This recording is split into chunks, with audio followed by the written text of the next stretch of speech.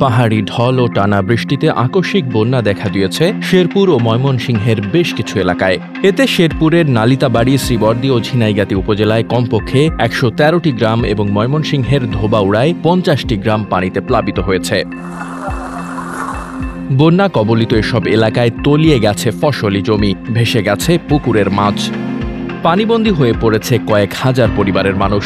রান্না করার চুলোটাও তলিয়ে যাওয়ায় অনাহারে থাকতে হচ্ছে অনেককেই। ভোগাই ও চেল্লাখালী নদীর পানি অনবরত বেড়েই চলেছে। ভারী বর্ষণ ও পাহাড়ি ঢলে নদী দুটির বাঁধ ভেঙে পানি উপচে পড়ছে। পানির তোড়ে প্লাবিত হয়েছে পোড়াগাঁও, নয়াবিল, রামচন্দ্রকুড়া, বাঘপেড় ইউনিয়ন সহ পৌরসভার গড়কান্দা ও নিচপাড়া এলাকা। চেল্লাখালী নদীর পানিতে তলিয়ে গেছে বেশ কয়েকটি রাস্তা। এতে করে বন্ধ হয়েছে যোগাযোগ ব্যবস্থাও। ঝিনাইগাতীতে উপজেলা পরিষদ চত্বর সহ ৪০টি গ্রামের নিম্নাঞ্চল প্লাবিত হয়েছে। মহারশী ও সোমেশ্বরী নদীর পানি অস্বাভাবিকভাবে বৃদ্ধি পাওয়ায় প্রায় ৫,০০০ মানুষ পানিবন্দী হয়ে পড়েছে এই এলাকায়।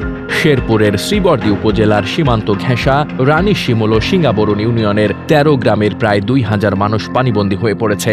ঢলের পানিতে অনেক সড়ক তলিয়ে যাওয়ায় যাতায়াত বন্ধ হয়ে গেছে এখানে। এদিকে ময়মনসিংহের ধোবাউড়ার নেতাই নদের বাঁধ ভেঙে উপজেলার অন্তত ৫০টি গ্রাম প্লাবিত হয়েছে। এলাকাগুলো বিদ্যুৎ বিচ্ছিন্ন হয়ে পড়ায় মুঠোফোনের নেটওয়ার্কও নেই সেখানে। হঠাৎ আকস্মিক এই বন্যার কারণ হিসেবে ভারতের দিকে আঙুল তুলেছে কেউ। তারা কোনো বাঁধ আবার খুলে দিল কিনা তা খতিয়ে দেখার দাবি অনেকেরই। ডেস্ক রিপোর্ট, বার্তা বাজার।